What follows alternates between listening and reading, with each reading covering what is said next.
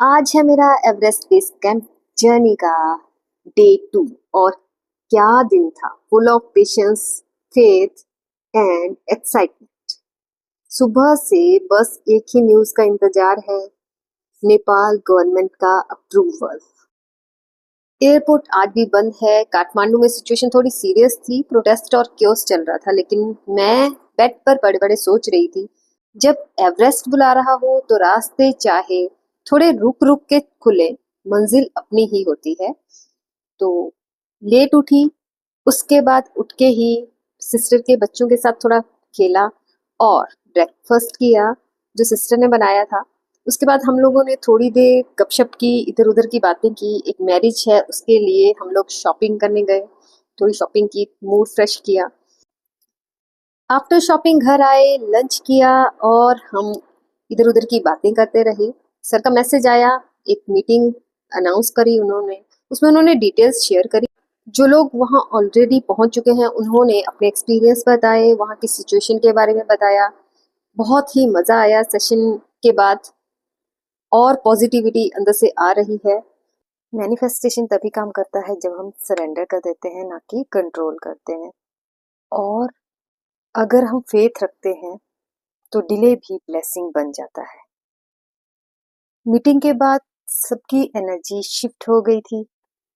पूरा दिन वेट करने के बाद शाम को फाइनली ये मैसेज आया कि एयरपोर्ट खुल चुका है और हमने फ्लाइट्स अपनी ऑलरेडी शेड्यूल करवा ली थी, जो सेम टाइम पे कल मॉर्निंग में ही है। सो अभी मैं सोने की तैयारी में हूँ, सोने जा रही हूँ क्योंकि जल्दी उठना है और मुझे फ्लाइट लेनी है। 11 सितंबर यानी डे 3 स्टार्ट होता है। आज से हमारी जर्नी स्टार्ट होने वाली थी। सुबह सुबह रेडी होके मैं निकल पड़ी हूँ अपने सफर पर।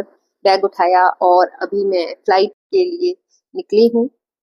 वेटिंग एरिया में मैम से मिलके एक्साइटमेंट लेवल और बढ़ गया था। पूनम जी इस बार साथ नहीं आए, उनके पर्सनल रीजंस की वजह से। सो मैं अकेली फ्लाइट में जा रही हूँ। दिल में सिर्फ एक ही फीलिंग है, ग्रेटिट्यूड और सरेंडरनेस की। लोगों ने मना भी किया, अभी मत जाओ, काठमांडू सेफ नहीं है, पर मुझे लगा जब दिल में पॉजिटिविटी हो और फेथ स्ट्रांग हो तो डर की कोई जगह नहीं बचती। मायने रखता है आप किन लोगों के साथ जा रहे हो। जब मैंने दिल्ली एयरपोर्ट पे चेक इन किया था तो मेरी मुलाकात हुई मैम के साथ, सर के साथ, और उनको देख के तो और भी ज्यादा पॉजिटिविटी और जोश भर गया। रुकने का तो फिर मतलब ही नहीं था, स्टे बैक करने का। सो अब मैं निकल पड़ी हूँ अपनी जर्नी पे। बहुत सारे थॉट्स चल रहे हैं फ्लाइट में और अब मैं पहुंचने वाली हूँ Kathmandu. Just look at the beauty of this city. धड़कनें तेज हो गई हैं। मैं बस सरेंडरनेस के साथ चल रही थी, यूनिवर्स को सब कुछ हैंडल कर दिया था, तो चैलेंजेस भर भर के आ रहे थे। काठमांडू में लैंड करते ही अभी चैलेंजेस खत्म नहीं हुए थे। लगेज लेने में 1 घंटा लगा। उसके बाद मैंने नेपाल की सिम बाई करी घर वालों से कनेक्ट करने के लिए। और यहाँ से मेरी जर्नी स्टार्ट होती है। मैं एयरपोर्ट के बाहर आई। बाहर विजय लामा सर ने हमारा बहुत ही अच्छा वेलकम किया और उसके बाद मुझे नेक्स्ट फ्लाइट का वेट करना था। सो मैं वेटिंग एरिया में बैठ गई। कहते हैं इंतजार का फल मीठा होता है। बहुत ही ब्यूटीफुल सोल्स के साथ में मिली।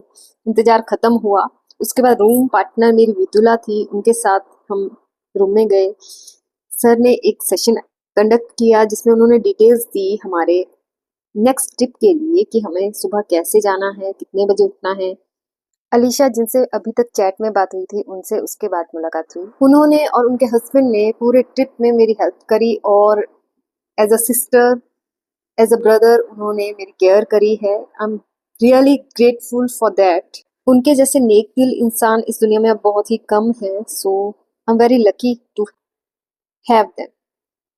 उसके बाद हमें थोड़ा सा शॉपिंग करना था। सिटी सारा क्लोज था केओस के चलते, तो होटल में ही हमारे लिए स्लीपिंग बैग, डाउन जैकेट और स्टिक्स का अरेंजमेंट हो गया था। सो हमने बाइक की। खूब सारी धमाल मस्ती के बाद अब फाइनली हमें अपने बैग्स को अनपैक करना था, क्योंकि नेक्स्ट डे अर्ली मॉर्निंग हमें 5 AM उठ के लोकल फ्लाइट लुकला के लिए लेनी थी, जिसके लिए हमें लाइन में लगना।